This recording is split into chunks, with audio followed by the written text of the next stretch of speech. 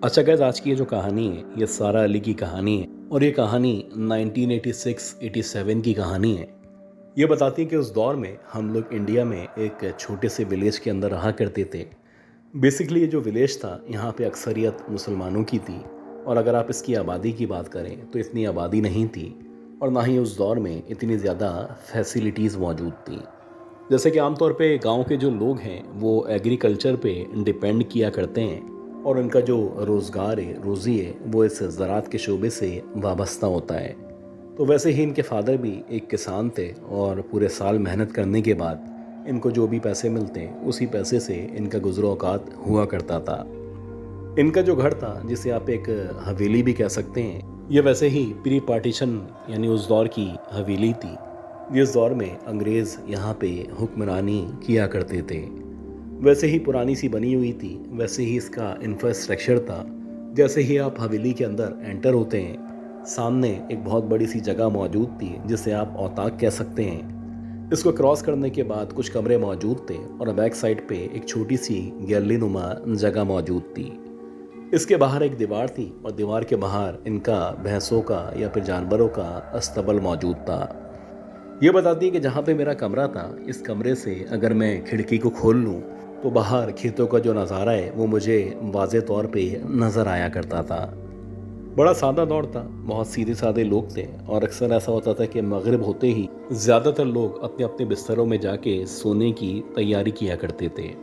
तो वैसे ही एक सर्द रात थी। इत्तफाक है कि मेरे जो भी घर वाले थे सारे के सारे सो चुके थे और मैं अकेली इस कमरे के अंदर जाग रही थी। लाख कोशिश के बावजूद जब मुझे नींद नहीं आई तो मैंने सोचा कि मेरे पास कोई नावल या इस तरह की किताब वगैरह मौजूद हो तो मैं लालटेन वगैरह जला के उसको पढ़ना शुरू कर देती हूँ। और ऐसे ही हुआ कि जब मैंने पढ़ना शुरू किया तो मुश्किल से 15 या 20 मिनट का टाइम गुजरा होगा, मुझे कुछ अजीब सी आवाज़ें सी आना शुरू हुई। कभी ऐसा लगता है ये जो आवाज़ें हैं ये किसी इंसान के रोने या कराहने की आवाज़ें हैं। कभी ऐसा लगता है जैसे कोई जानवर, ख़ास तौर पे कोई भेड़िया या कुत्ता बाहर मौजूद है जो मुसलसल रोता जा रहा है। आम तौर पे गांव के माहौल में इस तरह की आवाज़ें आना बड़ी नॉर्मल सी बात है, लिहाजा अब तक मैं इन आवाज़ों को नॉर्मल ले रही थी। लेकिन देखते ही देखते जब ये आवाज़ें ऐसा लगा जैसे किसी औरत के रोने या चिल्लाने में तब्दील हो चुकी हैं, तो मैंने आगे बढ़ के न सिर्फ इस खिड़की को खोला बल्कि मैं देखना चाहती थी कि कहीं ऐसा तो नहीं कि किसी औरत की इज्जत को ख़तरा हो या उसकी जान को ख़तरा हो और शायद इन्हीं वजूहात की बिना पे वो इतनी बुरी तरह रो रही है या फिर करा रही है। खैर, मैंने जैसे ही खिड़की खोली तो खिड़की खोलते ही जो मेरे सामने खेत वाला हिस्सा मौजूद था, मुझे अपने एग्जैक्टली सामने की तरफ एक बरगद का दरख्त नज़र आया। ऐसा लगा ये जो दरख्त है, इस दरख्त के एग्जैक्टली नीचे की तरफ दो औरतें हैं जो खड़ी हुई हैं। हैरान कुन बात ये थी कि ये दोनों जो औरतें थीं, इन दोनों औरतों ने सफ़ेद कलर का लिबास पहन रखा था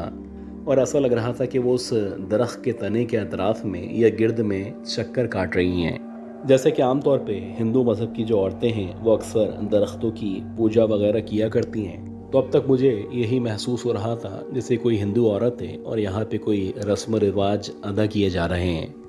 लेकिन अगर ऐसा था तो ये रोने और कराहने की जो आवाज़ थी ये बिला आखिर कहाँ से आ रही थी।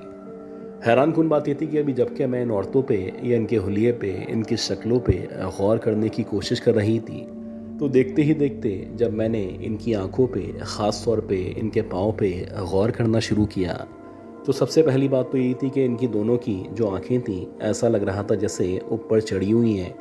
या फिर इनकी आंखों की जो आई बॉल्स हैं ये मुकम्मल तौर पे सफ़ेद नज़र आ रही थी। हैरान कुन बात ये थी कि जब मेरी नज़र उन दोनों औरतों के पैरों की तरफ पड़ी तो बज़ाहिर ऐसा लगा जैसे इन औरतों के न सिर्फ आंखों की तरफ कोई मसला है बल्कि इनके जो पैर हैं ये भी उल्टे दिखाई दे रहे हैं। खैर, मैंने उस दौर में भी अपने बड़ों से, बुज़ुर्गों से, फैमिली मेम्बर से इस तरह की मखलूक़ात के बारे में बहुत सारे किस्से, बहुत सारी कहानियाँ ना सिर्फ सुन रखी थी बल्कि मुझे पता था कि अगर रात के औकात में इन खेतों में कोई उल्टे पाँव वाली औरत अगर आपको नज़र आती है तो ये यकीनन एक पिछल पैरी है या फिर एक चुड़ैल है।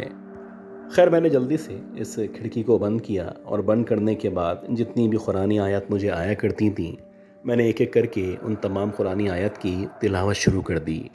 आप यकीन करें कि जब तक फजर की अजान नहीं हुई और मेरे घर वाले या बाकी गांव वाले उठना शुरू नहीं हुए, तब तब मेरे लिए ना सिर्फ एक एक लम्हे को गुजारना मुश्किल हो रहा था, बल्कि ऐसा लग रहा था कि मेरे जिस्म पे बुखार तारी हो चुका है। और ऐसा ही था कि सुबह जब हुई तो मुझे चेक किया गया तो मेरे ऊपर शदीद बुखार का हमला हो चुका था, और ऐसा लग रहा था मुझे मुसलसल सर्दी महसूस हो रही है। मेरा ख्याल है कि 15-20 दिन तक मुसलसल मेरे ऊपर दम-दरूद किया गया, तब कहीं जाके मेरी जो तबीयत थी वो आहिस्ता आहिस्ता करके कदरे बेहतर होना शुरू हो गई।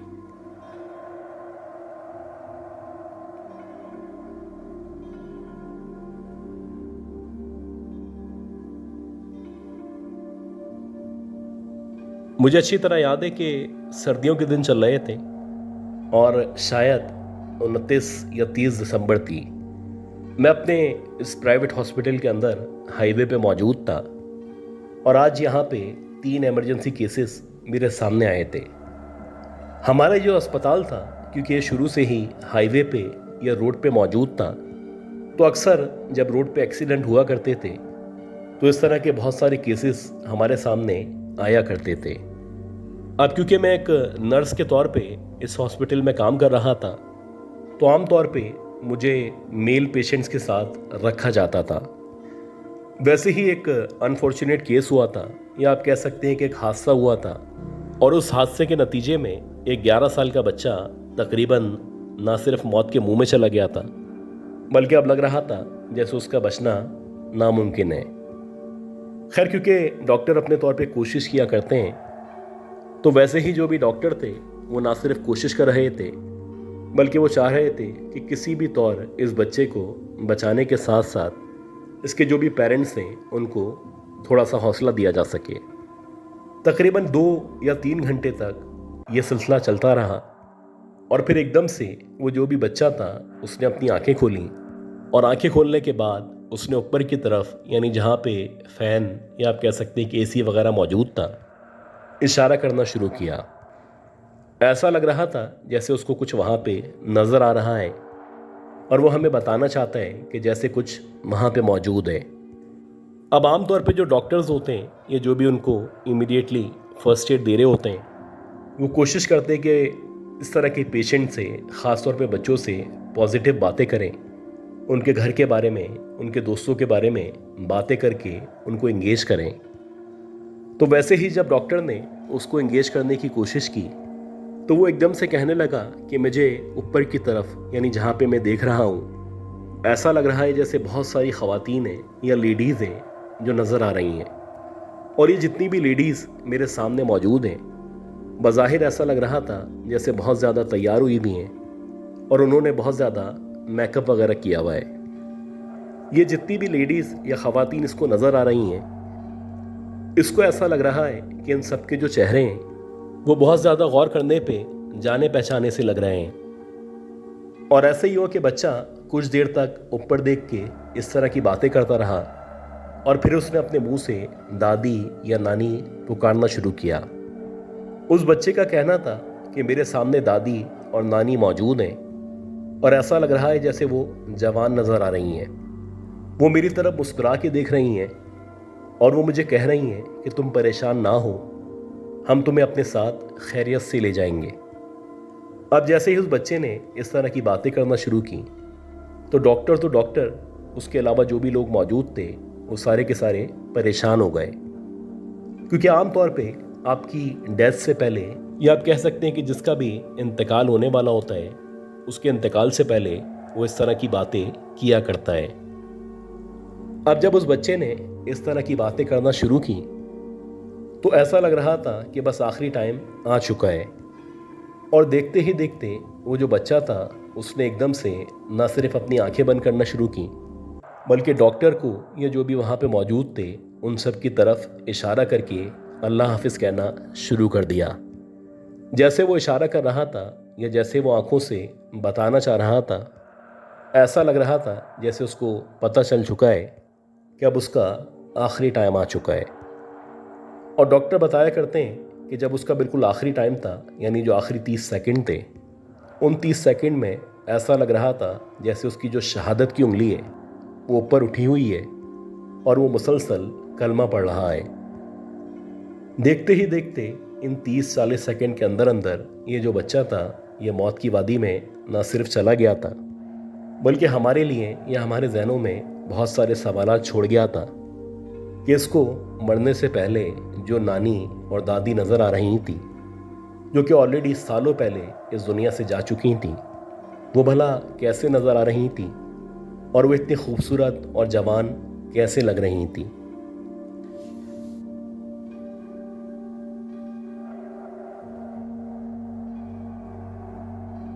मेरा नाम आबिद है और मैं मोटरवे पुलिस में जॉब किया करता हूँ। अब क्योंकि मेरा जो ताल्लुक़ है वो बुनियादी तौर पे पंजाब या लाहौर से है, तो इत्तेफाक से जो मेरी पोस्टिंग थी या जो मेरा काम था वो लाहौर से इस्लामाबाद के दरमियान जो मोटरवे मौजूद है वहीं पे ही था। और आम तौर पे हम लोग रात के औकात में उस पूरे रास्ते में पेट्रोलिंग किया करते थे। तो वैसे ही दिसंबर चल रहा था और आप कह सकते हैं कि 27 या 28 तारीख थी और शदीद धुंध थी। और ना सिर्फ शदीद धुंध थी बल्कि इस कदर सर्दी थी कि स्वेटर और जैकेट पहनने के बावजूद भी हमारे जिस्म न सिर्फ कपकपा रहे थे, बल्कि जहाँ से सर्दी को हमारे जिस्म में घुसने का मौका मिल रहा था वो वहाँ से हमारे जिस्म में घुस के हमारे जिस्मों को ठंडा कर रही थी। अब रात में जब आप मोटरवे पे पेट्रोलिंग किया करते हैं तो कभी कभी कुछ इस तरह के हादसात या वाक़यात पेश आते हैं जिनके ट्रॉमा से या जिनसे निकलना बहुत ज़्यादा मुश्किल हुआ करता है। तो वैसे ही जब हम पेट्रोलिंग कर रहे थे, बहुत ज़्यादा धुंध मौजूद थी, तो हमें ऐसा लगा कि एक गाड़ी साइड में लगी हुई है। जब हम उस तरफ गए तो उस गाड़ी के अलावा भी एक गाड़ी थी जो कि ऐसा लग रहा था टूटी फूटी हालत में कोने पे मौजूद है। अब इन दोनों गाड़ियों को जब हमने इस हालत में देखा तो बज़ाहिर ऐसा लगा जैसे अब से कुछ देर पहले इन दोनों गाड़ियों का एक्सीडेंट हुआ था। और वाकई में ऐसा ही था कि उन दोनों गाड़ियों के अंदर तकरीबन 6 अफराद ज़ख्मी हालत में मौजूद थे।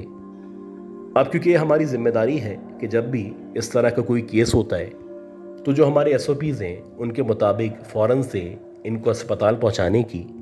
या जो भी विक्टिम्स हैं उनकी जान बचाने की कोशिश किया करते हैं। और ऐसे ही हुआ कि हमने फ़ौरन जितना जल्दी हो सकता था उन बॉडीज़ को नियरेस्ट जो भी अस्पताल थे या जहाँ पे हम पहुँचा सकते थे हमने वहाँ पे पहुँचा दिया। लेकिन अजीब बात यह थी कि इनमें जितने भी लोग मौजूद थे, एक लड़का जो कि मुश्किल से 37 या 38 साल का होगा, उसको देख के लग रहा था जैसे उसकी जो कंडीशन है वो बहुत ज़्यादा ख़राब है। वो मुसलसल कर रहा था, कलमा पढ़ रहा था और ऐसा लग रहा था जैसे उसकी आंखें कुछ देर के लिए खुलती हैं और फिर देखते ही देखते बंद हो जाती हैं। मुझे अच्छी तरह याद है कि जब उस लड़के को अस्पताल मुंतकिल किया जा रहा था तो मैं ना सिर्फ उसके साथ था बल्कि मैं मुसलसल उसको हौसला दे रहा था, उसको कह रहा था कि थोड़ा सा वेट करो, इंशाल्लाह जल्द हम अस्पताल पहुंच जाएंगे और अल्लाह ने चाहा कि तुम्हारी तबीयत ठीक हो जाएगी। लेकिन अजीब बात यह थी कि जब मैं उस लड़के को समझा रहा था या मैं उस लड़के को हौसला दे रहा था तो ऐसा लग रहा था जैसे उसको कुछ अजीब सा खौफ महसूस हो रहा है। हो सकता है कि उसको इतनी ज़्यादा चोटें लगी थी या वो इस कदर ज़ख्मी हो चुका था जिसकी वजह से उसको इस तरह से फील हो रहा हो। लेकिन वो जो लड़का था उसने एकदम से अपना हाथ मेरे हाथ के ऊपर रखा और कहने लगा कि मुझे ऐसा लग रहा है जैसे मैं किसी टनल के अंदर या किसी ऐसी जगह पे मौजूद हूँ कि मेरे चारों अतराफ में या चारों तरफ अंधेरा ही अंधेरा मौजूद है। मैं उस अंधेरे में चलता चला जा रहा हूँ और दूर कहीं जाके ऐसा लग रहा है जैसे कोई हल्की सी रोशनी नज़र आ रही है। अब जब वो इस तरह की बातें कर रहा था तो मैंने उसको कहा कि शायद तुम्हारे जहन में चोट लगने की वजह से कोई असर हुआ है और इसी वजह से तुम्हें ऐसा महसूस हो रहा है। लेकिन अजीब बात यह थी कि मुसलसल वो बोल रहा था कि मुझे इस अंधेरे से या इस टनल से बाहर निकालो। और ऐसे ही कहते कहते एकदम से उसकी आंखें बंद होने लगीं और बिल्कुल आखिरी जो 1 मिनट या 30 सेकंड थे, उन 30 सेकंड के अंदर अंदर उस लड़के ने बोला कि अगर हो सके तो मेरे घर वालों को बता देना कि मुझे एकदम से रोशनी नज़र आना शुरू हो चुकी है। अब शायद मेरी ज़िंदगी का जो सफ़र है वो ख़त्म होने वाला है। अब ये कहने के बाद उस लड़के ने कलमा पढ़ना शुरू किया और कलमा पढ़ते पढ़ते एकदम से उसकी आंखें बंद हो गईं। ये जो कुछ हुआ था इतना आनन फानन हुआ था, इतना जल्दी जल्दी हुआ था कि मैं इसके ट्रॉमा से या इसके असरात से नहीं निकल पाया। इस लड़के की डेथ हो चुकी थी और इस डेथ को मैंने अपनी आंखों से अपने सामने देखा था। आज भी इस वाक़ये को, जबकि काफ़ी अरसा गुजर चुका है, मैं जब भी याद किया करता हूँ तो मैं ज़रूर सोचता हूँ कि उस लड़के को आखिरी वक्त में आखिर ऐसा क्या नज़र आ रहा था कि जिसके बारे में वो बहुत ज़्यादा कंफ्यूज था और देखते ही देखते वो आखिर मौत की वादी में चला गया।